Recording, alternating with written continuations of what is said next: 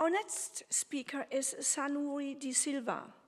Sanuri is a 2021 J.M. Klausman Women in Business scholar.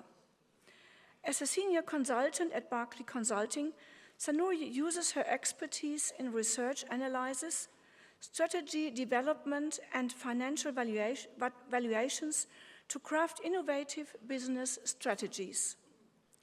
Sanuri's exceptional academic achievements, including a university medal for outstanding academic achievement and a published thesis in the Journal of Future Markets, underscore her deep understanding in the financial sector and its social implications. As a passionate advocate for financial illiteracy, Sanuri is dedicated to empowering women entrepreneurs, aiming to close the gender gap in business. And Sanuri, the floor now is yours. Happy welcome. Thank you so much for having me here today. I'm really excited, and I think this is the peak of my life, speaking in front of so many people here today. So I do apologize if I sound a little bit nervous, but I'm happy to be here, and I'm happy to share my story with all of you.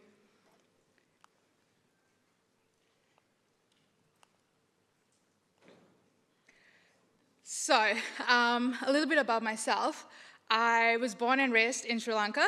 I'm the oldest in the family, so I've got my dad's work ethic and my mom's determination, and both of their stubbornness. I'm an avid sports person. So in Sri Lanka, I played basketball in high school, and I was the captain of the basketball team for Sri Lanka. So don't be deceived by my height. I am fast. I do love music, and I love listening to podcasts. I think that's something that I'm very interested in and would, someday be a part of a podcast or even hold one. So keep a year out for that. 7 years ago, I moved to Australia by myself, packed my bags at 19, and moved to the Gold Coast to do my bachelor in commerce. So I majored in finance, hence my passion, and I graduated with a first-class honors degree.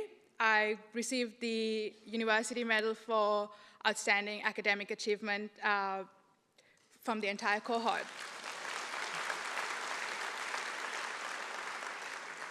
So during my time at Griffith, I was able to be a part of multiple clubs and societies. I was in the Commerce Society, I was the president of the Rotary Club, and during my time there, it was in peak COVID, but we were able to raise almost $50,000 for a medical device, cooling cap device for cancer patients for the Gold Coast Public Hospital.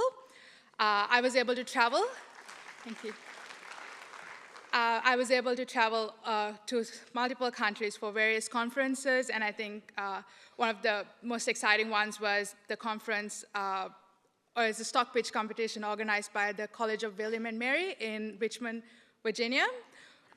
We were one of the only two Australian universities, and we competed with all the Ivy Leagues from Harvard to Brown University to Columbia, and we placed third. So that was coming from a very new university from Griffith, to be placing amongst the top 3 globally was I think the highlight in my university up until I won the JMK scholarship in 21. So there was a couple of years down the road, but so in 2021, I was very humbled to receive the JMK International Award.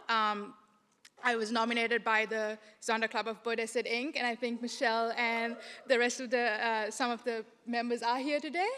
And I'm so thankful for them for nominating me and for having that faith and for seeing something in me to nominate. And my thanks goes out to the district and the international committees as well for seeing something, because the 2020, 2021 years were quite challenging. I was doing my honors thesis, it was COVID, everything was in lockdown.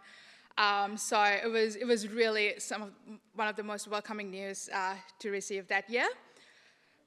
It was, I think, it kind of changed a lot of my, trajectory, I guess, because that scholarship gave me a lot of opportunities. I was able to meet so many amazing people, and it brought me out of my comfort zone.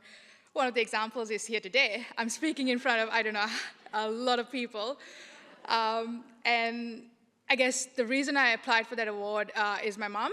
She's my biggest inspiration. She runs a family company in Sri Lanka, and so there was some troublesome time, and I think out of all 4 siblings, she was the one who stood up and brought that business out of what it was facing. And I think she's a prime example of how important women are in business and how much of an influence they can have, and how they usually always make the right decisions. So, I guess some of women need that prominence, and they need advocates to promote their leadership skills and their ability to dominate the business world. So I think so I'm very inspired by everybody who came before me and everybody who comes after me and all the other scholarship winners and all of you ladies out there. And I know all of you are doing amazing stuff, and that inspiration is what is pushing me to do my best in the industry. So currently, I am a senior consultant at Barclay Consulting. It is a management consulting firm down on the Gold Coast. My specialty is in strategy and financial modeling. I am studying for my CFA Level 2 exam as well. It is it is a post-qualification exam, qualification exam, I guess, that I'm doing.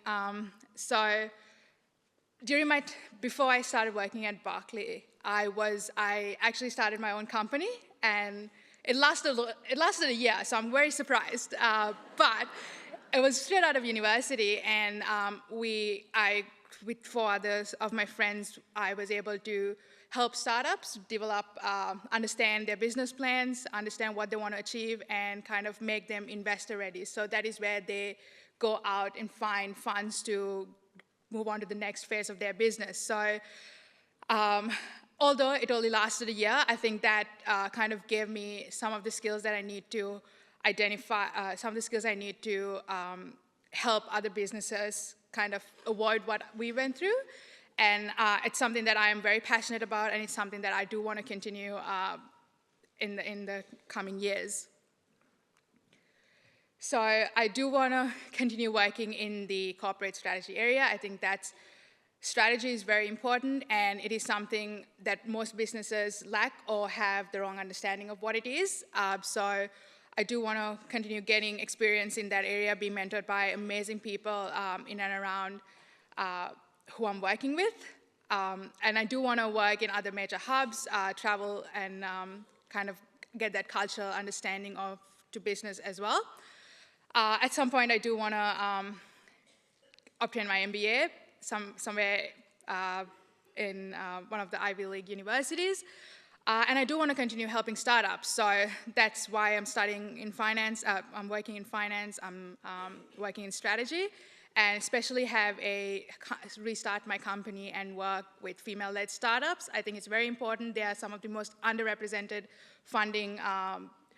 funded areas. So women in business is where I hope to continue making them investor ready and advocate for them to get that funding that they deserve, because their businesses also deserve to be exposed to the strategy and the financial areas. One of the other things I'm very passionate about, and that was mentioned before, is financial literacy programs. I know if a lot of the other women in Sri Lanka had the exposure, had the experience that I had, I know they'll be able to do some amazing stuff. And so I do want to start doing financial literary programs in Sri Lanka once I wrap up what I'm doing here and go back to Sri Lanka. So it is a big passion of mine, and I think that everybody needs to have that basic understanding of financial literacies, and so they're not being made use of, or they're not being held hostage against their own wishes because of financial issues. So it's very important, very passionate. It's a big passion of mine, so that is something that I hope to do sometime when I complete my other plans. So that's, thank you so much for listening, and do want to thank the Zonta International Committee and District 22 Committee and everyone from the Zonta Club of Buddhist Inc. If it weren't for you, I wouldn't be here today. So thank you so much for having me here, and yeah, thank you.